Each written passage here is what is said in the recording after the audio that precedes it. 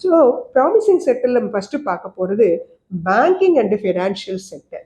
ஏன்னா பணம் இருந்தா மட்டும்தான் நம்ம அடுத்தடுத்து எல்லாத்தையுமே வாங்க முடியும்.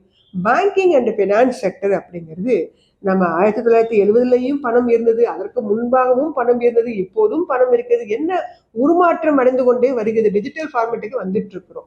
ஸோ இன்னும் இன்னும் பல உருமாற்றங்களோடு இருந்தாலும் கூட பேங்கிங் செக்டர் ஃபினான்ஸ் செக்டர் இல்லாம மற்ற செக்டரே இல்லை. அதனால உங்க போர்ட்ஃபோலியோல முதல்ல நீங்க கன்சிடர் பண்ண வேண்டிய sector banking sector. That's very important. நம்மளுடைய ஆர்பிஐ கவர்னர்ஸ் அவங்கெல்லாம் பார்த்தீங்கன்னா இப்போ ரீசெண்டாக இந்த இந்த ரேட் கட்லாம் அனௌன்ஸ் பண்ணிட்டே இருப்பாங்க. அது நியூஸ் பேஸ்டாகவும் இருக்குது. ஸோ அதனால அது நல்ல தரமான பேங்க்ஸ்லாம் எவ்வளவோ நல்ல பேங்க்ஸ் கிடைக்கிட்டு இருக்காங்க. ஸோ பப்ளிக் செக்டர் பேங்க் இருக்காங்க, பிரைவேட் பேங்க்ஸ் இருக்காங்க. அதை பார்த்து நம்ம அதில் ஏதாவது ஒரு சில பேங்கிங் செக்டரில் இருக்கக்கூடிய கம்பெனிகளை வாங்கி வைத்துக்கொண்டால் உங்களுக்கு நல்ல ஒரு லாபத்தை கொடுக்கக்கூடியதாக அது எதிர்காலத்தில் மாறும். அதனால முதல் செக்டராக நான் கன்சிடர் பண்ணுறது பேங்கிங் அண்ட் ஃபினான்ஷியல் செக்டர். இரண்டாவது health and pharma. So pharmacy sector அப்படிங்கிறதும் என்ன பண்ணுது, புதுசு புதுசாக நோய்களும் வந்து கொண்டே தான் இருக்கிறது. கொரோனாவுக்கு அப்புறம் தான் ஃபார்மசி செக்டர் மக்கள் கவனிக்கக்கூடிய ஒரு செக்டராக மாறினது. அதுக்கு முன்னாடி வரைக்கும் ஃபார்மசி செக்டர்லாம் ஏறவே ஏறாது.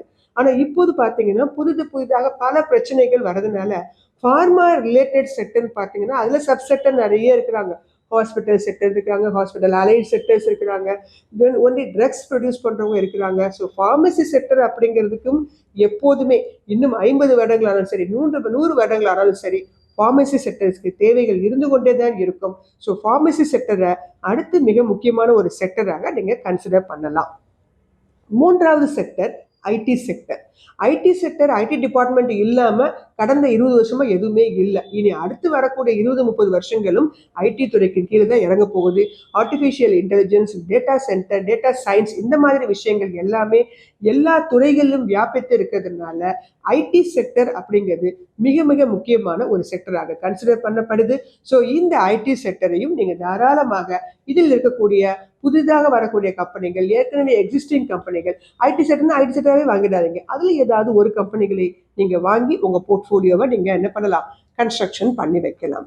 இந்த 3 sector, banking, pharma and health and IT sector, இவங்க 3 பேருமே ஒரு ட்ரெடிஷ்னல் செக்டர் அப்படின்னே நம்ம சொல்லலாம். காலங்காலமாக இருந்து கொண்டே இருக்கக்கூடிய செக்டர், இனி வரக்கூடிய அடுத்த 50-100 வருடங்களுக்கும் தேவைப்படக்கூடிய ஒரு செக்டர் அப்படின்னு நம்ம சொல்லலாம்.